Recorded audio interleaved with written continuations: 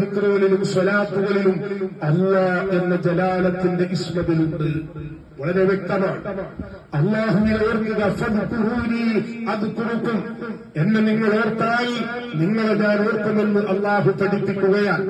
അതുകൊണ്ട് സഹോദരങ്ങളെ, നമ്മുടെ നാവ് കൊണ്ട് ഉച്ചരിക്കുന്നതിൽ ഏറ്റവും ബഹുഭൂരിപക്ഷം സിംഹഭാഗവും ലാ ഇലാഹ ഇല്ലല്ലാഹ് എന്ന ദിക്റാവാൻ നമ്മൾ ശ്രദ്ധിക്കണം. അതെങ്ങനെയാണ്?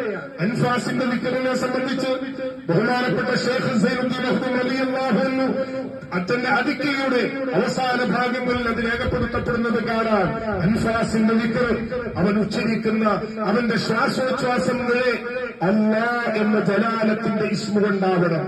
അവൻ അകത്തേക്ക് വലിക്കുന്ന ശ്വാസവും അവൻ പുറത്തേക്ക് വരുന്ന ശ്വാസവും അല്ലാഹ് എന്ന ജലാലത്തിന്റെ ഇസ്മ കൊണ്ട് അടങ്ങിയതായി മാറുമ്പോഴാണ് ഏത് സമയത്തും അവൻ അല്ലാഹുവിനെ കുറിച്ച് ഓർമ്മയുള്ളവനായി മാറുക. സഹോദരങ്ങളെ ഓർമ്മിപ്പിക്കുന്നില്ല. അതുകൊണ്ട് നമ്മൾ പരമാവധി സമയവും ലാ ഇലാഹ ഇല്ലല്ലാഹയെ കൈമുതലാക്കി നമ്മൾ നിർത്തുക.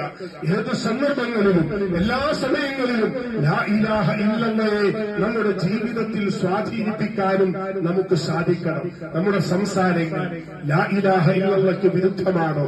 അല്ലാതെ മരിക്കാൻ പോണ സമയത്ത് 10 മുത്താലിമീങ്ങളെ 4 ഉസ്താദുമാരെ വിളിച്ച് ചുറ്റുവട്ടത്തിൽ 70,000 ദിക്റ് ചൊല്ലി സ്വർഗത്തിൽ പോകാനായിരുന്നെങ്കിൽ ഈ ദുനിയാവിലെ സംഘ മുതലാളിമാര് സ്വർഗത്തിൽ പോകും. ഒരു തർക്കമില്ല, ഇഷ്ടംപോലെ കാശ് കേട്ടോ. അങ്ങനെ ഒരു ലാ ഇലാഹ ഇല്ലല്ലാഹ് പറയാനുള്ള അനുവാദം ലോകത്താർക്കെങ്കിലും അല്ലാഹു കൊടുക്കുമായിരുന്നെങ്കിൽ ഹബീബായ മുത്തിനെ 6-ാം നൂറ്റാണ്ടിൽ മക്കയുടെ മുന്നിൽ ഇസ്ലാമിക പ്രബോധനത്തിന് വേണ്ടി ഇറങ്ങിത്തിരിച്ചപ്പോ കൊടുവാളായി നിന്ന് ശത്രുവിന്റെ മുമ്പിൽ ഒരു പടവാള് പോലെ നിന്ന അബൂ താലിബ് എന്ന മൂത്താപ്പയ്ക്ക് അല്ലാഹു കൊടുക്കണമായിരുന്നു ആ ലാ ഇലാഹ ഇല്ലല്ലാഹ് പറയാൻ. അബൂ താലിബ് മരണാസന്നമായി കിടക്കുമ്പോ സയ്യിദുനാ വഖായിദുനാ മുഹമ്മദ് മുസ്തഫ സ്വല്ലല്ലാഹു അലൈഹി വസല്ലം കാലിന്റെ ചുവട്ടിൽ ചെന്ന് പറഞ്ഞില്ലേ, അശ്ഹദു അല്ലാ ഇലാഹ ഇല്ലല്ലാഹ് വ അശ്ഹദു അന്നക മുഹമ്മദർ റസൂലുള്ളാഹ്.